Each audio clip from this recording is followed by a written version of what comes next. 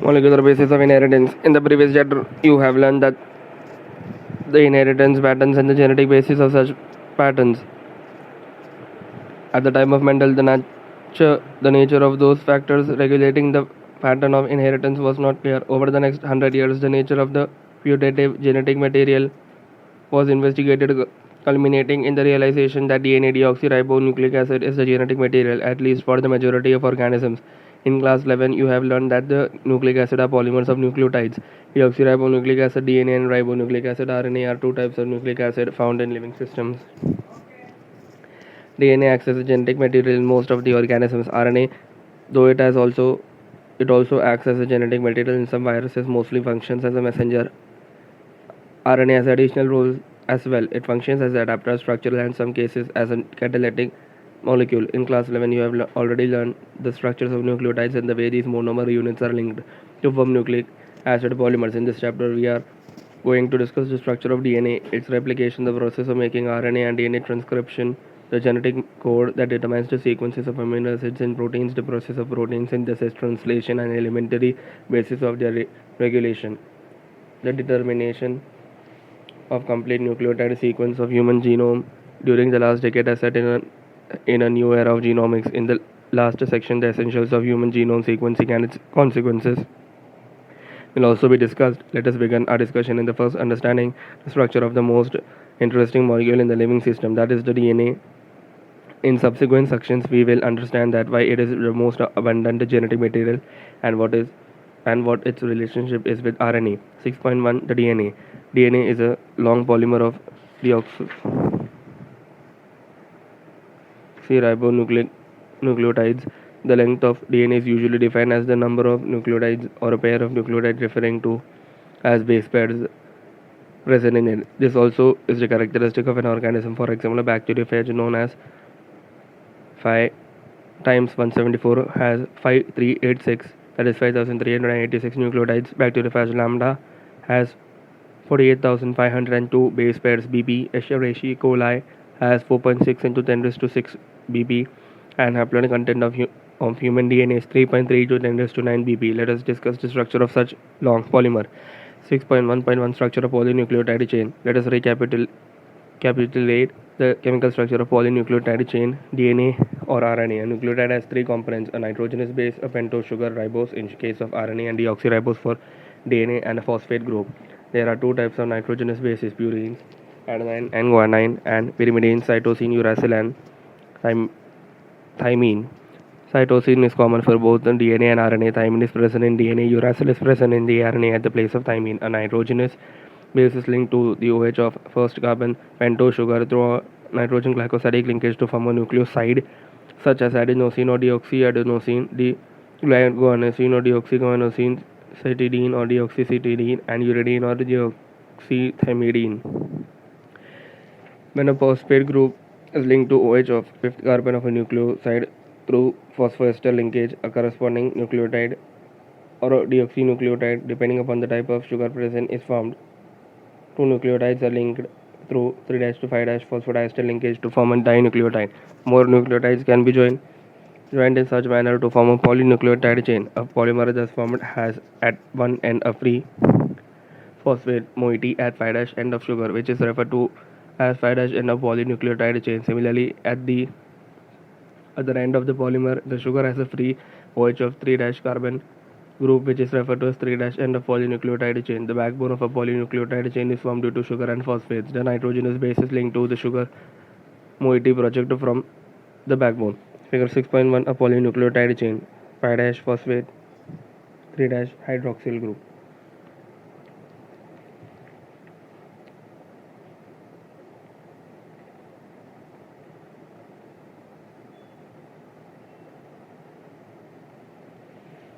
In RNA, every nucleotide residue has an additional OH group present at 2' position in the ribose. Also in the RNA, the uracil is found at the place of thymine, 5' methyl uracil, another chemical name for thymine. DNA as an acidic substance present in the nucleus was first identified by Friedrich Miescher in 1869. He named it as nuclein.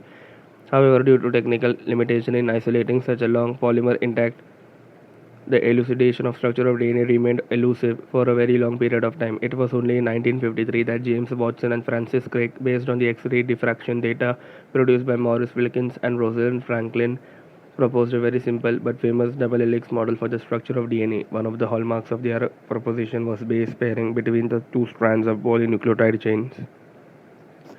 However, this proposition was also based on the observation of Erwin Chargaff that for a double-stranded DNA, the ratio between adenine and thymine and guanine and cytosine are constant and equals 1. The base pairing confers a very unique property to the polynucleotide chains. They are said to be complementary to each other, and therefore, if the sequence of bases in one strand is known, then the sequence in other strand can be predicted. Also, if each strand from a DNA, let us call it as a parental DNA, acts as a template for synthesis of new strand, the two double-stranded DNA, let us call that them as the daughter DNA, thus produced, would be identical to the parental DNA molecule. Because of this, the genetic implications of the structure of DNA became very clear. The salient feature of the double helix structure of DNA are as follows. First, it is made up of two polynucleotide chains where the backbone is constituted by sugar phosphate and the base is project inside. Second, the two chains have anti-parallel polarity. It means if one chain has the polarity 5' to 3', the other has 3' to 5'. The bases in two strands are paired through hydrogen bond H bonds, forming base pairs. BP adenine forms two hydrogen bonds with thymine from opposite strand and vice versa. Similarly, guanine is bonded with cytosine with three hydrogen bonds. As a result, always purine comes opposite to pyrimidine. This generates approximately a uniform distance between the two strands of the helix. Fourth, the two chains are coiled in a right-handed fashion. The pitch of the helix is 3.4 nanometer, and nanometer is 1 billionth of a meter, that is 10 raised to minus 9 meter, and there are roughly 10 base pairs in each turn. Consequently, the distance between a base pair in a helix is approximately 0.34 nanometer. Fifth, the plane of one base pair stacks over the other in double helix. This is addition to hydrogen bond confers stability of the helical structure. Figure 6.2, double stranded polynucleotide chain 5' 3' and 3' 5' and hydrogen bonds.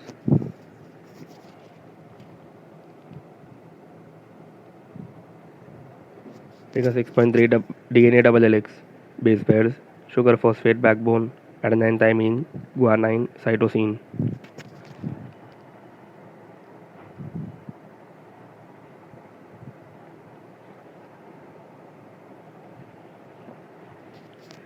Compare the structure of purines and pyrimidines. Can you find out why the distance between two polynucleotide chain in DNA remains almost constant? The proposition of double helix structure for DNA and its simplicity is explaining the genetic implication became revolutionary. Very soon, Francis Crick proposed a central dogma in molecular biology which states that the genetic information flows from DNA to RNA to protein.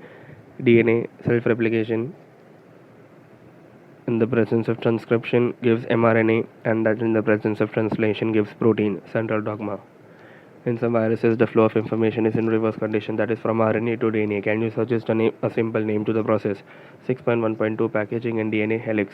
Taken the distance between the two consecutive base pairs as 0.34 nanometer, that is 0.34 into 10 raised to minus 9 meter. If the length of DNA double helix in a typical mammalian cell is calculated simply by multiplying the total number of base pairs with distance between two consecutive base pairs, that is 6.6 into 10 raised to 9 base pairs into 0.34 into 10 raised to minus 9 meter per base pair, it comes out to be approximately 2.2 meters, a length that is far greater than the dimension of a typical nucleus, approximately 10 raised to minus 6 meter.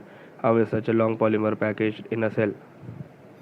If the length of the E. coli DNA is 3.6 millimeter, can you calculate the number of base pairs in E. coli?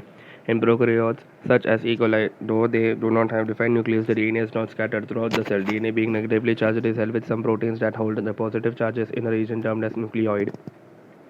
The DNA in nucleoid is organized in large loops held by proteins. In eukaryotes, this organization is much more complex. There is a set of positively charged basic proteins called histones. A protein acquires a charge depending upon the abundance of amino acid residues with charged side chains. Histones are rich in the basic amino acid residues lysine and arginine. Both the amino acid residues carry positive charges in their side chains. Histones are organized to form a unit of 8 molecules called histone octamer. The negatively charged DNA is wrapped around the positively charged histone octamer to form a structure called nucleosome. A typical nucleosome contains 200 base pairs of DNA helix. Nucleosome constitute the repeating unit of structure in nucleus called chromatin. Thread-like stain-colored body seen in nucleus. The nucleosomes in chromatin are seen as beads on string structure when viewed under the electron microscope. Theoretically, how many such beads in nucleosome do you imagine are present in the mammalian cell? Figure 6.4a, nucleosome, DNA, H1 histone octamer, core of histone molecules. Figure 6.4b, EM picture, beads on string.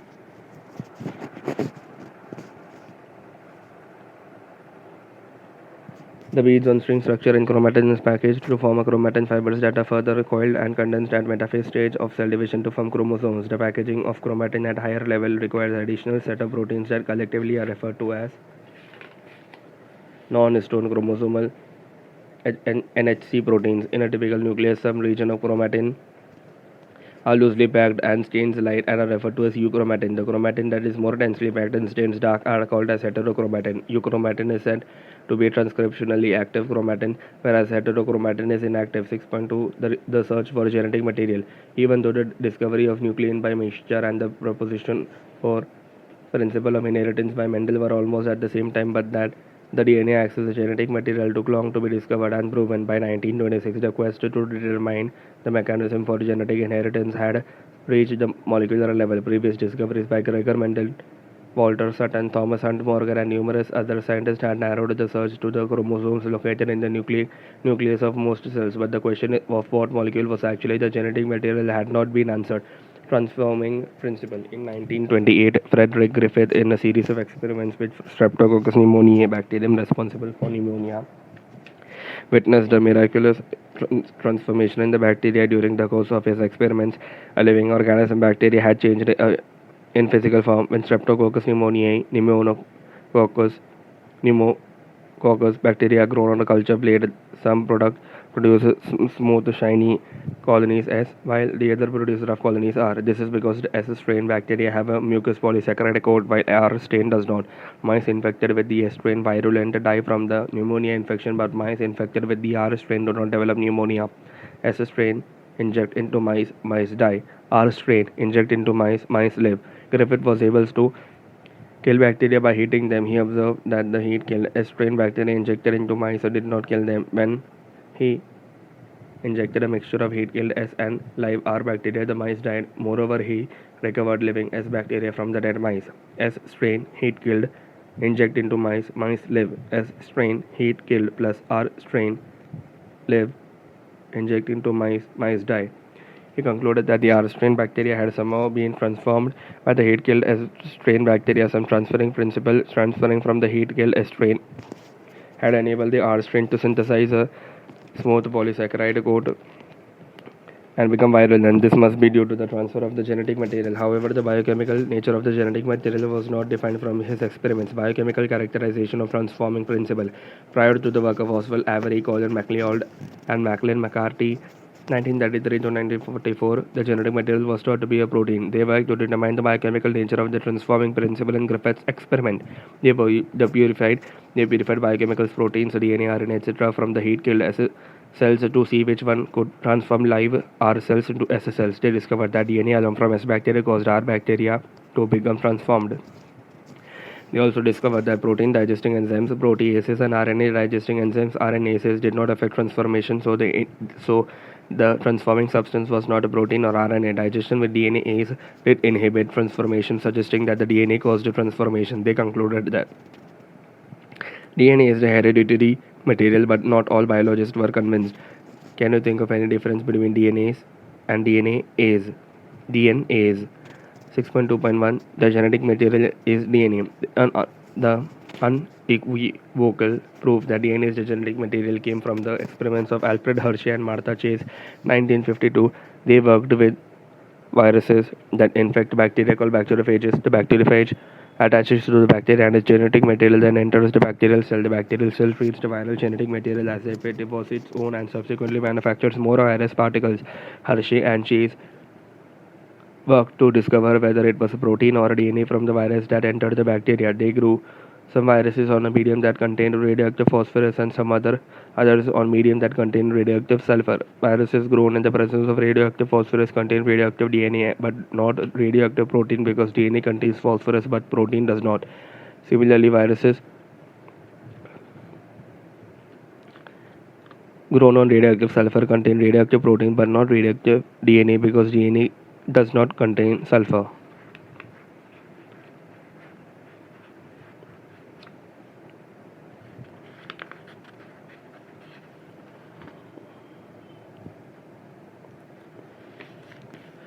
Radioactive phages were allowed to attach to E. coli bacteria. Then, as the infection proceeded, the viral coats were removed from the bacteria by agitating them in a blender. The virus particles were separated from the bacteria by spinning them in a centrifuge. Bacteria which was infected with virus that had a radioactive DNA were radioactive, indicating that DNA was the material that passed from the virus to the bacteria. Bacteria that were infected with the virus that had a radioactive proteins were not radioactive. This indicates that proteins did not enter the bacteria from the virus. DNA is therefore the genetic material that is passed from virus to bacteria. Figure 6.5.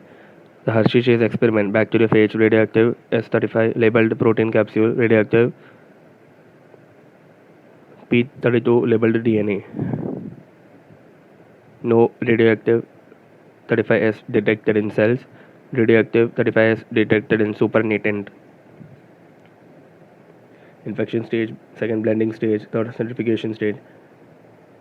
Radioactive P32 detected in cells, no radioactive detected in supernatant. 6.2.2 Properties of genetic material DNA versus RNA. From the foregoing discussion, it is clear that the debate between proteins versus DNA as genetic material was unequivocally resolved from Hershey-Chase experiment. It became an established fact that it is DNA that acts as genetic material. However, it is not subsequently became clear that in some viruses, RNA is the genetic material. For example, tobacco mosaic virus, QB bacteriophage, etc. Answer to some of the questions such as why DNA is the predominant genetic material, whereas RNA performs dynamic functions of messenger. An adapter has to be found from the differences between chemical structure of the two nucleic acid molecules. Can you recall the two chemical differences between DNA and RNA? A molecule that acts as a genetic material must fulfill the following criteria. First, it should be able to generate its replication. Second, it should be stable chemically and structurally. Third, it should provide the scope for slow changes, mutation, and that are required for evolution. Fourth, it should be able to express itself in the form of Mendelian characters. If one examines such requirements one by one because of the rule by base pairing and complementarity, both the nucleic acid DNA and RNA have the ability to direct their duplications to other molecules in the living system, such as proteins fail to fulfill first criteria itself. The genetic material should be stable enough not to change with different stages of life cycle, age, or with the change in the physiology of the organism. Stability as one of the properties of genetic material was very evident in Griffith's transforming principle itself. That heat which killed the bacteria at least did not destroy some of the properties of genetic material. This now can easily be explained in the light of the DNA that the two strands being complementary, if separated by heating, come together when appropriate conditions are provided. Further, 2-OH group present at every nucleotide in RNA is a reactive group and makes RNA liable and easily degradable. RNA is also known to be catalytic, hence reactive. Therefore, DNA chemically is less reactive and structurally more stable when compared to RNA. Therefore, among the two nucleic acids, the DNA is a better genetic material. In fact, the presence of thymine at the place of uracil also confers additional stability to DNA. Detailed discussion about this requires understanding of the process of repair in DNA, and you will study these processes in higher classes. Both DNA and RNA are able to mutate. In fact, RNA being unstable mutate at a faster rate. Consequently, viruses having RNA genome and having shorter lifespan mutate and evolve faster. RNA can directly code for the synthesis of proteins, hence can easily express the characters. DNA, however, is dependent on RNA for synthesis of proteins. The protein synthesizing machinery has evolved around RNA. The above discussion indicate that both RNA and DNA can function as genetic material, but DNA being more stable is preferred for storage of genetic information. For the transmission of genetic information, RNA is better. 6.3 RNA world. From foregoing discussion, an immediate question becomes evident, which is the first genetic material. It shall be discussed in detail in the chapter on chemical evolution, but briefly we shall highlight some of the facts and points. RNA was the first genetic material. There is now enough evidence to suggest that essential life processes Processes such as metabolism, translation, splicing, etc., evolved around RNA. RNA used to act as a genetic material as well as a catalyst. There are some important biochemical reactions in living systems that are catalyzed by RNA catalyst and not by the protein enzymes. But RNA being a catalyst was reactive and hence unstable. Therefore, DNA has evolved from RNA with chemical modifications that make it more stable. DNA being double-stranded and having complementary strand further resists to changes by evolving a process of repair. 6.4 Replication. While proposing the double helical structure for DNA, Watson and Crick had immediately proposed a scheme for a replication of DNA. To quote their original statement that it as follows: "It has not escaped our notice that the specific pairing we have postulated immediately suggests a possible copying mechanism for the genetic material." Watson and Crick in 1953. The scheme suggested that the two strands were separate and act as a template for the synthesis of new complementary strands after the completion of replication. Each DNA molecule would have one parental and one newly synthesized strand. This scheme was termed as semi-conservative DNA replication. Figure 6.6. Watson and Crick model for semi-conservative DNA replication.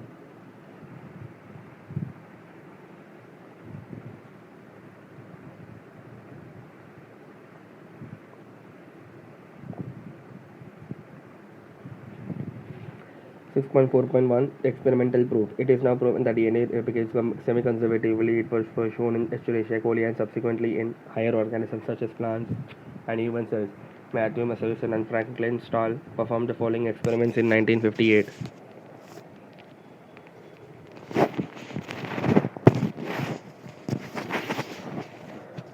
First, they grew E. coli in a medium containing 15 NH4Cl.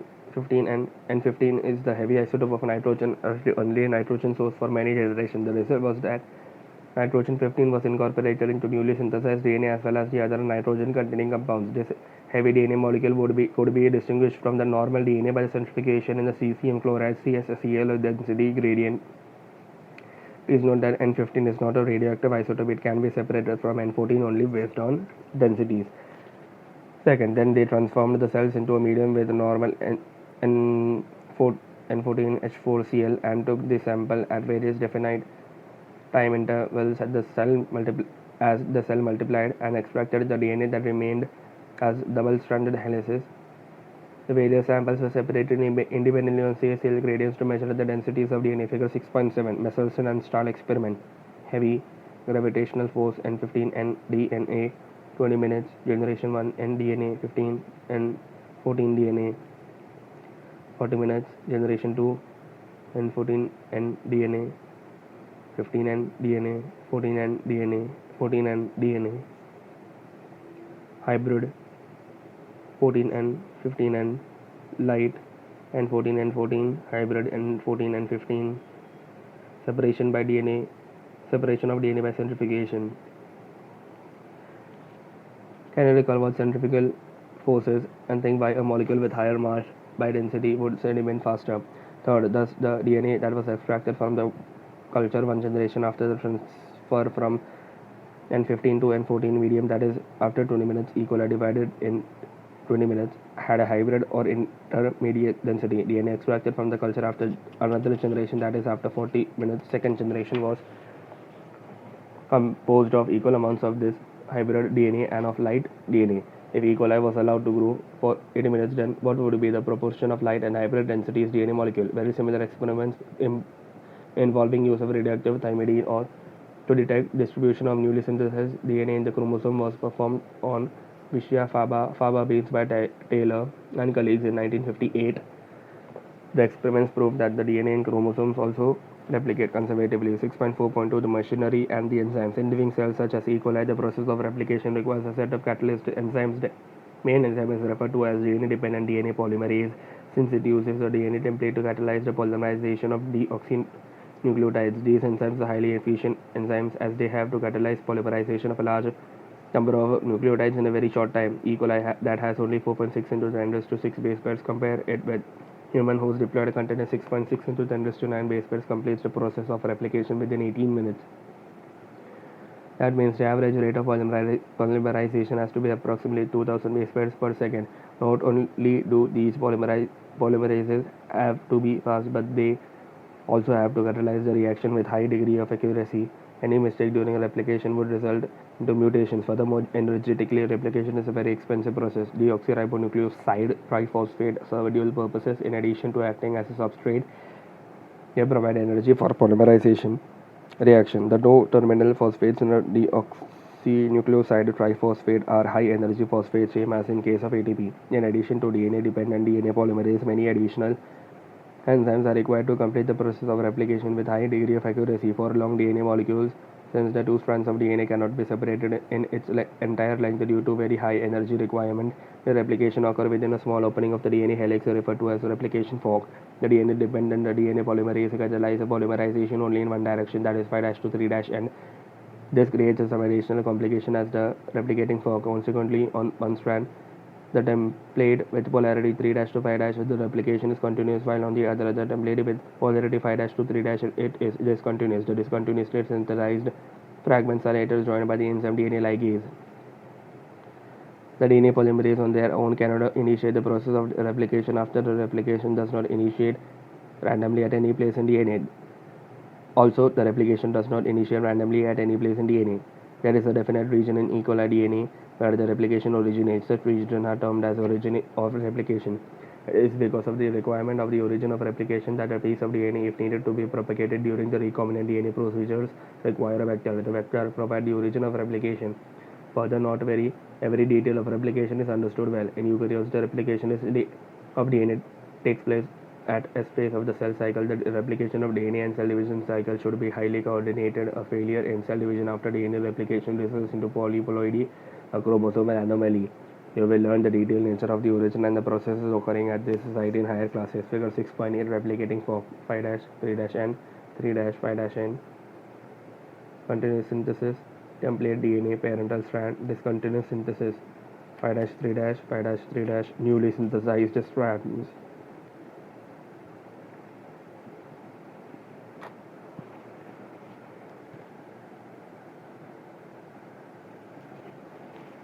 6.5 Transcription. The process of copying genetic information from one strand of the DNA into RNA is termed as transcription. Here also the principal complementarity governs the process of transcription, except that adenosine complements now forms base pairs with uracil instead of thymine. However, unlike in the process of replication, which once set in, the total DNA of an organism gets duplicated in the transcription, only a segment of DNA and only one of the strands is copied into RNA. This necessitates defining that boundaries that would demarcate the region and the strand of DNA that would be transcribed. Why both the strands are not copied during transcription? As the simple answer. First, if both strands act as a template, they would code for RNA molecule with different sequences. Remember, complementarity does not mean identical, and in turn, if they code for proteins, the sequence of amino acids in the proteins would be different. Hence, one segment of the DNA would be coding for two different proteins, and this would complicate the genetic information transfer machinery. Second, the two RNA molecules, if produced simultaneously, would be complementary to each other, hence would form a double-stranded RNA. This would prevent RNA from being translated into protein, and the exercise of transcription would become a futile one. 6.5.1 Transcription unit. A transcription unit in DNA is defined primarily by the three regions in the DNA. First, a promoter. Second, the structural gene. Third, a terminator. There is a convention in defining the two strands of the DNA in the structural gene of transcription unit. Since the two strands have opposite polarity and the DNA-dependent RNA polymerase also catalyze the polymerization in only one direction, that is 5' to 3'N. The strand that has the polarity 3' to 5' act as a template, and it is also referred to as template strand. The other strand which has the polarity 5' to 3' and the sequence same as RNA, except the thymine at the place of uracil is placed during transcription. Strangely, this strand which does not code for anything is referred to as coding strand.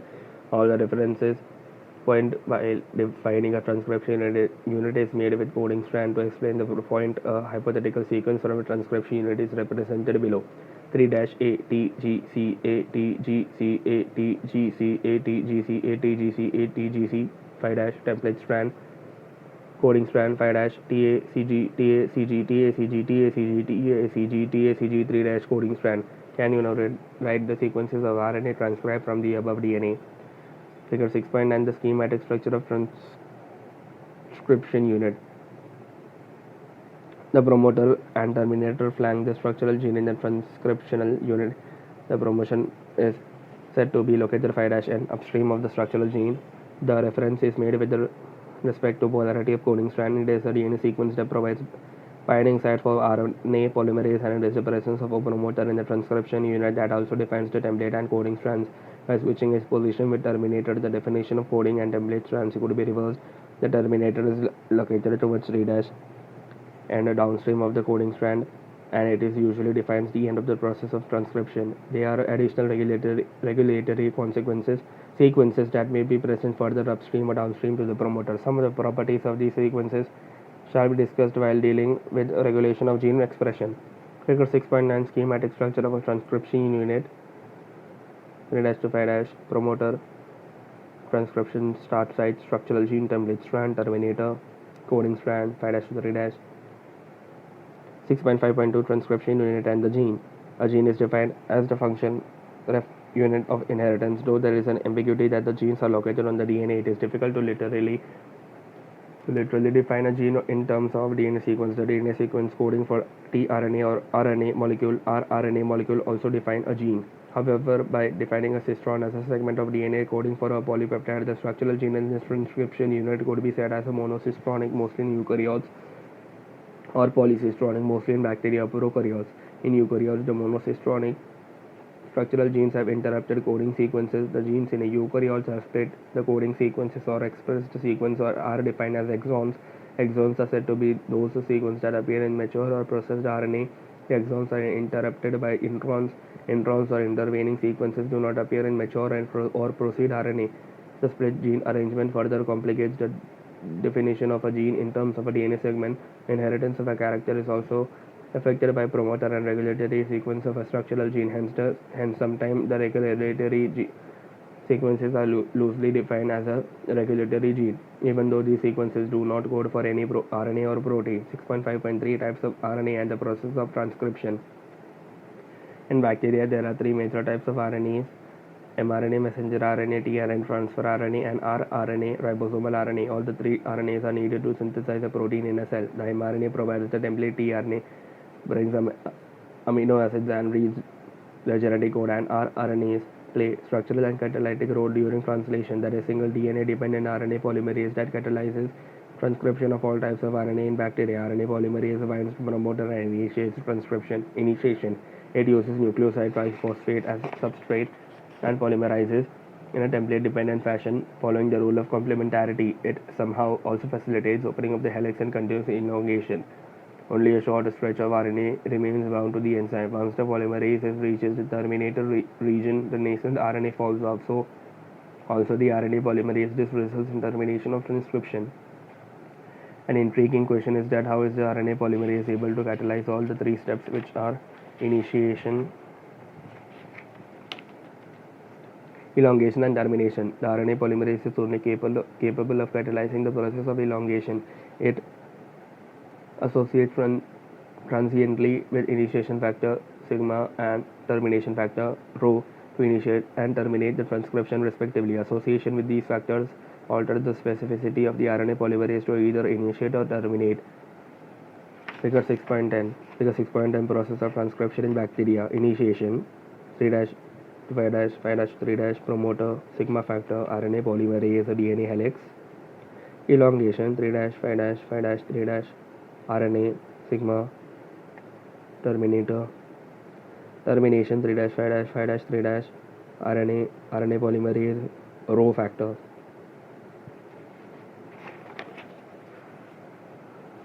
In bacteria, since the mRNA does not require any processing to become active, and also since transcription and translation take place in the same compartment, there is no separation of cytosol and nucleus in bacteria. Many times, the translation can begin much before the mRNA is fully transcribed. Consequently, the transcription and translation can be coupled in bacteria. In eukaryotes, there are two additional complexities. There are at least three RNA polymerases in the nucleus in addition to the RNA polymerase found in the organelles. There is a clear-cut division of labor. The RNA polymerase 1 transcribes rRNAs 28S, 18S, and 5.8S, whereas the RNA polymerase 3 is responsible for transcription of tRNA, 5SR RNA, and snRNAs, small nuclear RNAs. The RNA polymerase, second, transcribes precursor of mRNA, the heterogeneous nuclear RNA, hnRNA. Second, the second complexity is that the primary transcripts contain both the exons and the introns and are non-functional. Hence, it is subject to a process called splicing, where the introns are removed and exons are joined in a defined order. hnRNA undergoes additional processing called as capping and tailing. In a capping, an unusual nucleotide methylguanosine 5-phosphate is added to 5' of hnRNA.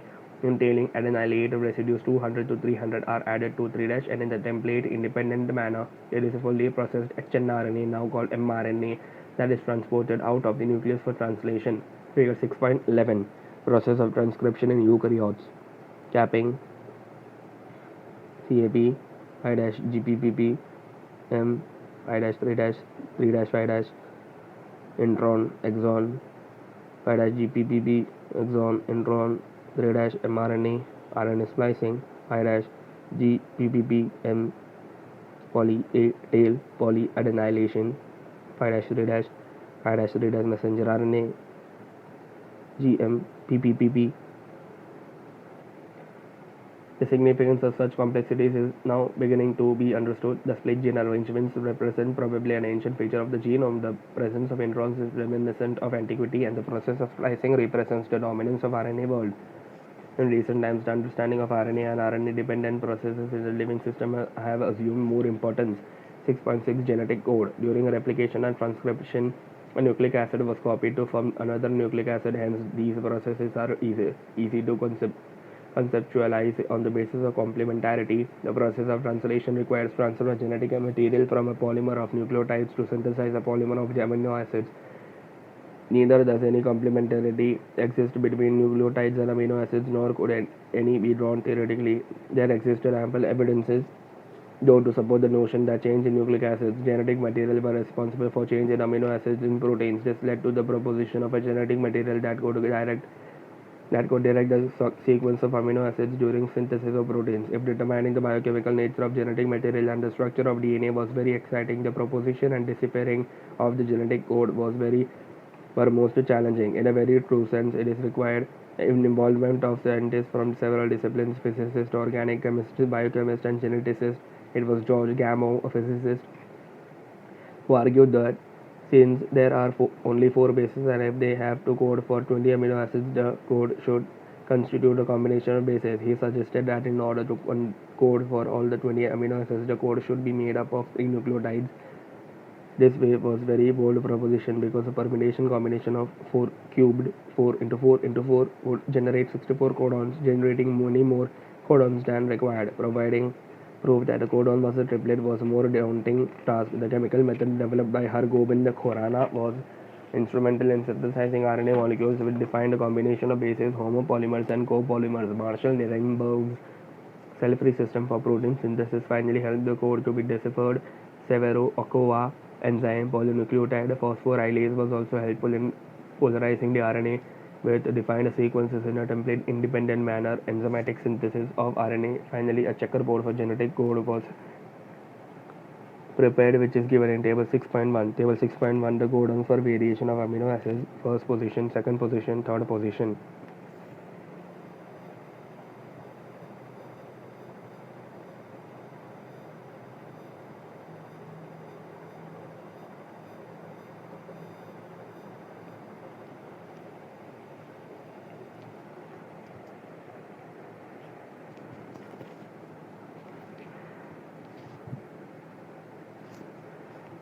The salient features of genetic code are as follows. First, the code is triplet: 61 codons code for amino acids and 3 codons do not code for any amino acids. Hence, they function as a stop codon. Some amino acids are coded by more than one codon, hence the code is degenerate. Third, the codon is read in the mRNA in a contiguous fashion. There are no punctuations. Fourth, the code is nearly universal. For example, from bacteria to human, U, which code for phenylalanine, PHE. Some exceptions to this rule have been found in mitochondrial codons and in some protozoans. AUG has dual functions. It codes for methionine, meth, and it also acts as an initiator codon. 6. UAA, UAG, UGA are stop terminator codons. Following is the sequence of nucleotides in mRNA. Predict the sequence of amino acids coded by it. Take help of the checkerboard. AUG, UUU, UUC, UUC, UUUUUUUC. Now try the opposite. Following is the sequence of the amino acid coded by an mRNA. Predict the nucleotide sequence in the mRNA. Met, Phi, Phi, Phi, Phi, Phi, Phi. Do you face any difficulty in predicting the opposite? Can you now correlate with two properties of genetic code you have learned? 6.6.1 Mutations and genetic code. The relationship between genes and DNA are best understood by mutation studies. We have studied about mutation and its effect in Chapter 5. Effects of large deletion and rearrangement in the segment of DNA are easy to comprehend. It may result in loss or gain of a gene and so a function. The effect of point mutation will be explained here. A classical example of point mutation is also change of single base pair in the gene for metaglobin chain that results in the change for amino acid residue glutamate to valine. It also results into a diseased condition called as sickle cell anemia. Effect of point mutation that inserts or deletes a base in the structural gene can be better understood by following example. Consider a statement that is made up of the following words, each having 3 letters like genetic code. Ram has red cap. If we insert a letter B in between it has and red and rearrange the statement, it would read as follows: Ram has BREDCAP. Similarly, if we now insert 2 letters at the place, say BI, now it would read Ram has BIREDCAP. Now we insert 3 letters together, say big. The statement would read Ram has big red cap. The same exercise can be repeated by deleting the letters R, E, and D one by one and rearranging the statement to make a triplet. Ram has EDCAP, Ram has DCAP, Ram has cap. The conclusion from the above exercise is very obvious. Insertion or deletion of one or two bases changes the reading frame from the point of insertion or deletion. However, such mutations are referred to as frame shift insertion or deletion mutation. Insertion of or deletion of 3 or its multiple bases, insert or delete in one or multiple codons, hence one or multiple amino acids, and reading frame remains unaltered from that point onwards. 6.6.2 tRNA, the adapter molecule. From the very beginning of the proposition of code, it was clear to Francis Crick that there has to be mechanism to read the code and also to link it to the amino acid, because amino acid have no structural speciality to read the code uniquely. He postulated the presence of an adapter molecule that would on one hand read the code, on the other hand would bind to specific amino acid. The tRNA, then called sRNA, soluble RNA, was known before the genetic code was postulated. However, its role as an adapter molecule was assigned much later. tRNA has an anticodon loop that has bases complementary to the code, and it is also an amino acid acceptor end to which it binds to amino acids. tRNAs are specific for each amino acid. For initiation, there is another specific tRNA that is referred to as initiator tRNA. There are no tRNAs for stop codon. In figure, the secondary structure of tRNA has been depicted that looks like clover shape, like a clover leaf. In actual structure, the tRNA has a compact molecule which looks like an inverted L. Figure 6.12 tRNA, the adapter molecule. 5-3-tRNA, SERUCA, anticodon AGU, codon 5-3-N, UAC, mRNA, AUG, tRNA, 5-3-TYR. 6.7 Translation. Translation refers to the process of polymerization of amino acids to form a polypeptide. The order and the sequence of amino acids are defined by the sequence of bases in the mRNA. The amino acids are joined by a bond which is known as peptide bond. Formation of a peptide bond requires energy. Therefore, in the first phase itself, amino acids are actively activated in the presence of ATP and linked to their cognate tRNA, a process commonly called as charging of tRNA or amino acylation of tRNA. To be more specific, if two such charged tRNAs are brought close enough, the formation of polypeptide bond between them would be favored energetically. The presence of a catalyst would enhance the rate of peptide bond formation. The cellular factor responsible for synthesizing proteins is responsible for synthesizing proteins is the ribosome. The ribosome consists of a structural RNAs and about 80 different proteins. In its inactive state, it exists as two subunits, a large subunit and a small subunit. When the small subunit encounters an mRNA, the process of translation of the mRNA to protein begins. There are two sites in the large subunit for subsequent amino acids to bind to and thus be close enough to each other for the formation of a peptide bond. The ribosome also acts as a catalyst. 23S type rRNA in bacteria is the enzyme ribozyme for the formation of peptide bond. A translation unit in mRNA in the sequence of RNA that is flanked by the start codon AUG and the stop codon and codes for a polypeptide, and an mRNA also has some additional sequences that are not translated and are referred to as untranslated regions, UTR. The UTRs are present at both 5'N before start codon and at the 3'N after stop codon. They are required for efficient translation process. For initiation, the ribosome binds to the mRNA at the start codon AUG that is recognized only by the initiator tRNA. The ribosome proceeds to the elongation phase of the protein synthesis. During this stage, complexes composed of an amino acid linked to tRNA sequentially bind to the appropriate codon in the mRNA by forming complementary base pairs with the tRNA anticodon. The ribosome moves from codon to codon along the mRNA. Amino acids are added one by one, translated into polypeptide sequence dictated by DNA and represented by mRNA. At the end, a release factor binds to the stop codon, terminating translation and releasing the complete polypeptide from the ribosome. 6.8 Regulation of gene expression. Regulation of gene expression refers to a very broad term that may occur at various levels. Considering that gene expression results in the formation of a polypeptide, it can be regulated at several levels. In prokaryotes, the regulation could be exerted at first, transcriptional level, formation of a primary transcript; second, processing level, regulation of splicing; third, transport of mRNA from nucleus to the cytoplasm; fourth, translational level. Figure 6.13 Translation. Growing polypeptide chain.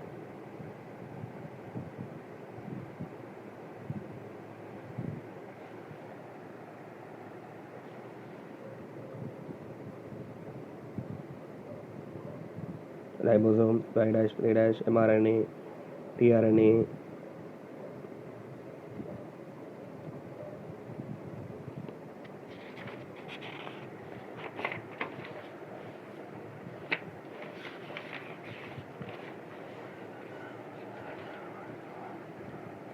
The genes in a cell are expressed to perform a particular function or a set of functions. For example, if an enzyme called beta-galactosidase is synthesized by Escherichia coli, it is used to catalyze the hydrolysis of a disaccharide lactose into galactose and glucose. Bacteria use them as a source of energy, and if the bacteria do not have a lactose around them to be utilized for energy source, they would no longer require the synthesis of the enzyme beta-galactosidase. Therefore, in a simple terms, it is metabolic, physiological, or environmental conditions that regulate the expression of genes. The development and differentiation of embryo into adult organism are also a result of the coordinated regulation of expression of several sets of genes. In prokaryotes, control of the rate of transcriptional initiation is the predominant site for the control of gene expression. In the transcription, where the activity of the RNA polymerase at the given promoter is in turn regulated by interaction with accessory proteins which affect its ability to recognize start sites. These regulatory proteins can act both positively activators and negatively repressors. The accessibility of the promoter region of the prokaryotic DNA is in many cases regulated by the interaction of proteins with sequences termed as operators. The operator region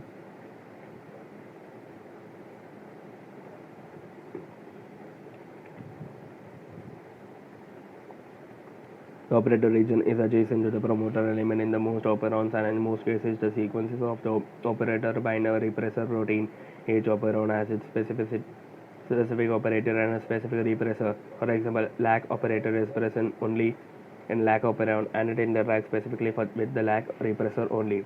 6.8.1 The LAC operon. The elucidation of the LAC operon was also a result of close association between a geneticist Francois Jacob and a biochemist Jacques Monod. They were the first to elucidate a transcriptionally regulated system. In LAC operon, here LAC refers to lactose, a polycystic structural gene is regulated by the common promoter and regulatory genes. Such arrangement is very common in bacteria and is referred to as operon.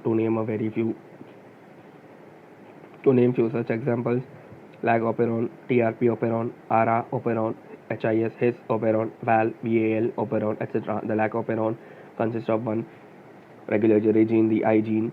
Here the term small I does not refer to inducer, rather it is derived from the word inhibitor, and three structural genes, Z, Y, and A. The I gene codes for the repressor of the LAC operon. The Z gene codes for the beta-galactosidase, beta-gal, which is primarily responsible for the hydrolysis of the disaccharide lactose into its monomeric units, galactose and glucose. The Y gene codes for the permease, which increases permeability of the cell to the beta-galactosidase sides.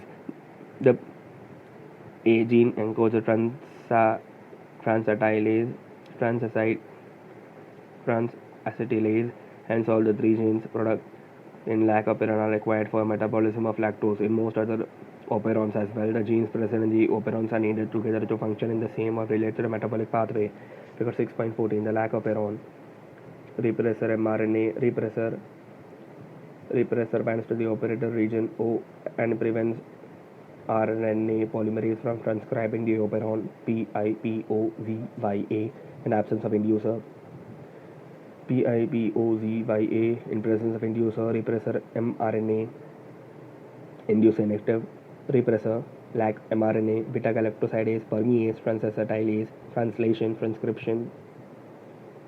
Lactose is the substrate for the enzyme beta galactosidase and it regulates switching on and off of the operon, hence it is termed as inducer. In the absence of a preferred carbon sources such as glucose, if lactose is provided in the growth or medium of the bacteria, the lactose is transported into the cells through the operation of permease. Remember, a very low level of expression of lactoperon has to be present in the cell all the time, otherwise lactose cannot enter the cell.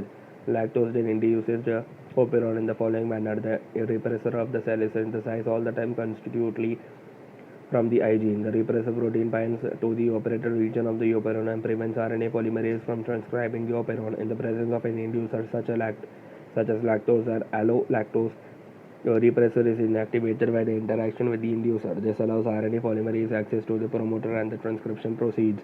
Essentially, regulation of lac operon can also be visualized as regulation of enzyme synthesis by its substrate. Remember, glucose or galactose cannot act as inducer for lac operon. Can you think of how the long lac operon would be expressed in the presence of lactose? Regulation of lac operon by repressor is referred to as negative regulation. Lac operon is under control of a positive regulation as well, but it is beyond the scope for discussion at this level. 6.9 Human Genome Project. In the preceding section, you have learned that it is a sequence of bases that DNA that determines the genetic information for a given organism. In other words, genetic makeup of an organism or an individual lies in the DNA sequence. If two individuals differ, then their DNA sequences should also be different. At least at some places, their assumptions led to the quest of finding out the completed DNA sequence of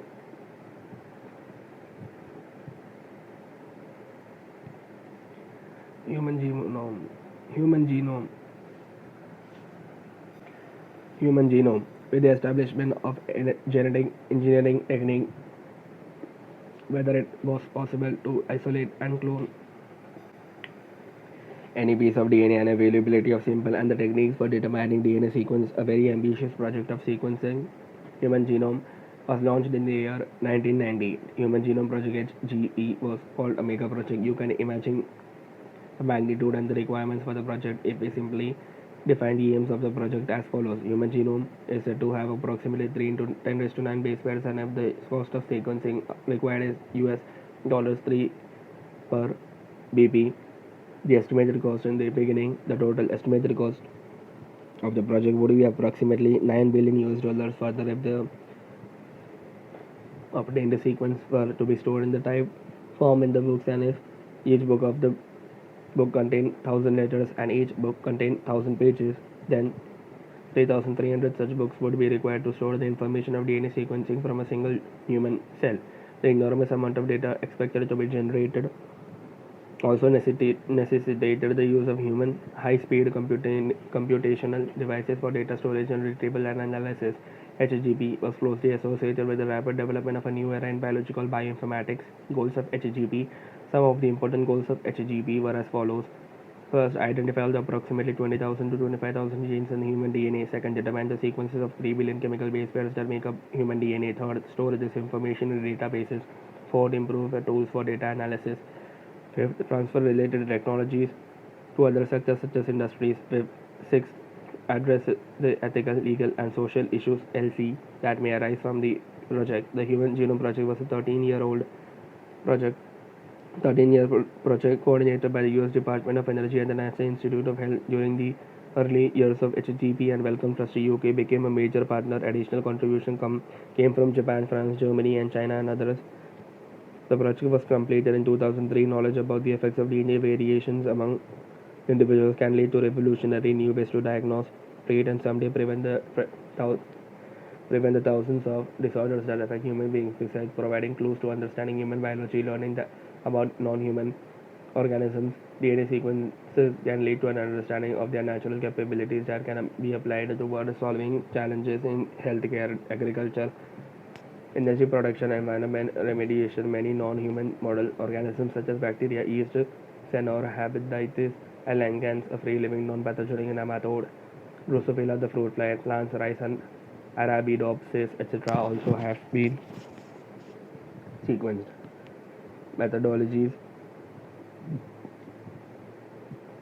The methods involved two major approaches. One approach focused on identifying all the stages that are expressed in as RNA, referred to as expressed sequence tags ESTs. The other took the blind approach of simply sequencing the whole set of genome that contain all the coding and non-coding sequence, and later assigning different regions in the sequence which functions. A term referred to as a sequence annotation for sequencing the total DNA from a cell is isolated and converted into random fragments of relatively smaller sizes. Recall DNA is very long polymer and there are technical limitations in sequencing very long pieces of DNA and clone in suitable hosts using specialized vectors. The cloning results into amplification of each piece of DNA fragment so that it subsequently could be sequenced with each of the DNA fragments so that it is subsequently could be sequenced with ease. The commonly used hosts were bacteria and yeast, and the vectors were called as BAC, bacteria artificial chromosome, and YAC, yeast artificial chromosomes. The fragments were sequenced using automated DNA sequencers that worked on the principle of a method developed by Frederick Sanger. Remember, Sanger is also credited for developing method for determining of amino acid sequences in proteins. These sequences were then arranged based on some overlapping regions present in them. This required generation of overlapping fragments for sequencing. Alignment of these sequences was humanly not possible. Therefore, specialized computer-based programs were developed. Figure 6.15, a representative diagram of human genome project. These sequences were subsequently and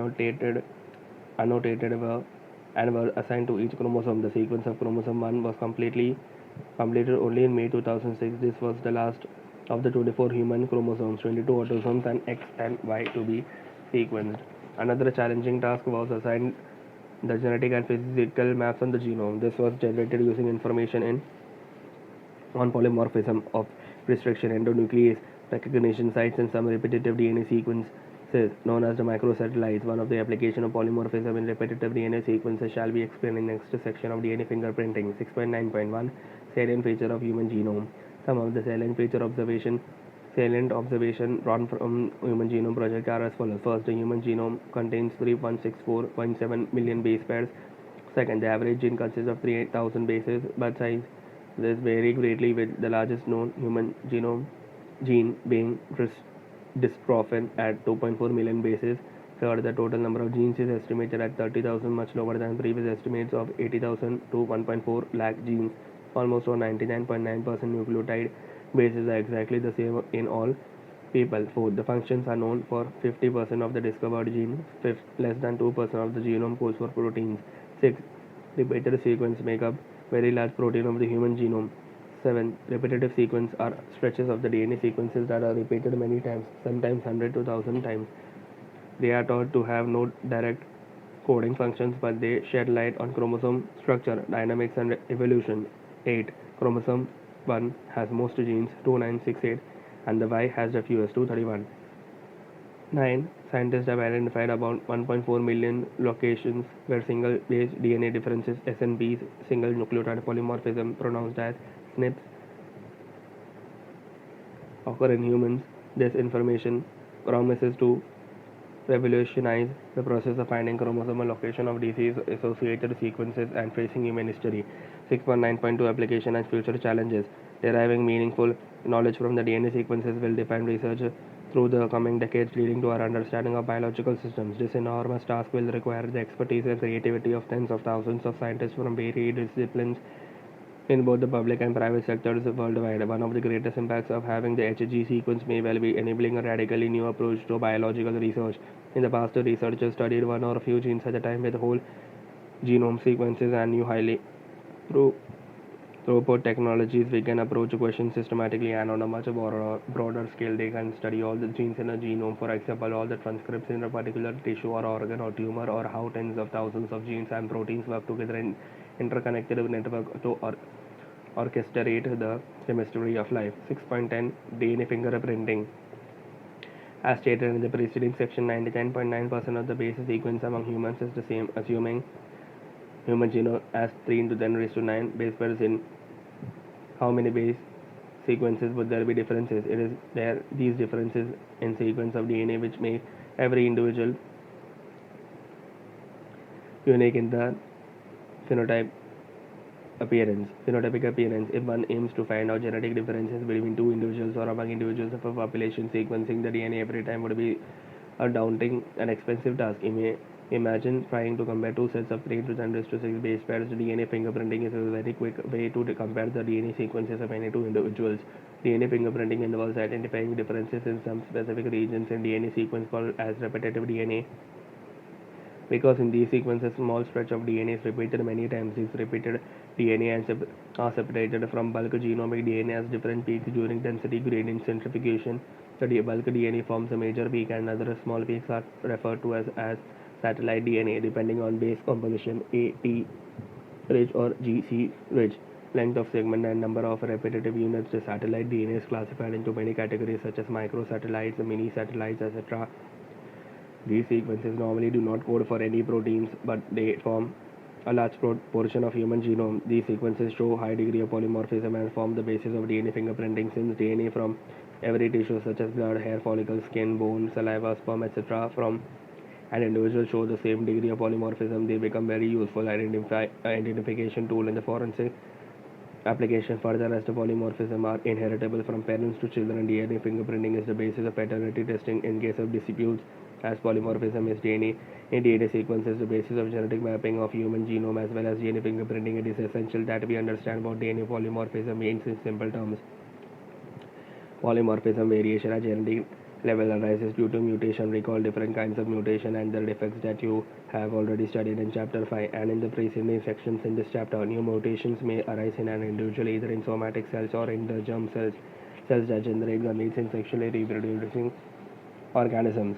In if a germ cell mutation does not seriously impair individual's ability to have offspring who can transmit the mutation, it can spread to other members of population through sexual reproduction. Allele. Again, recall the definition of alleles from chapter 5. Sequence variation as traditional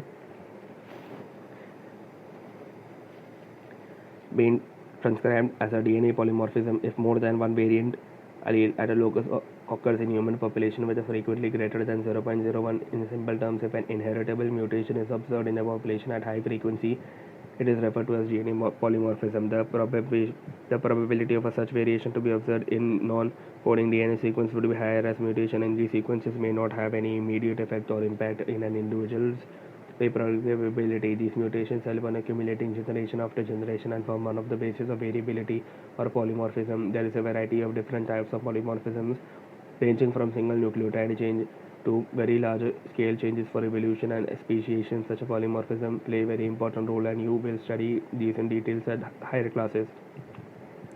The technique of DNA fingerprinting was initially developed by Alec Jeffreys. He used a satellite DNA as probe that shows very high degree of polymorphism. It was as variable number of tandem repeats (VNTR). The technique as used early involved southern blot hybridization using a radio-labeled VNTR as a probe. It included first isolation of DNA, second digestion of DNA by restriction endonucleases, third separation of DNA fragments by electrophoresis, fourth transferring blotting of separated DNA fragments to synthetic membranes such as nitrocellulose or nylon, fifth hybridization using labeled VNTR probe, and sixth detection of hybridized DNA fragments by autoradiography. A schematic representation of DNA fingerprinting is shown in figure 6.16.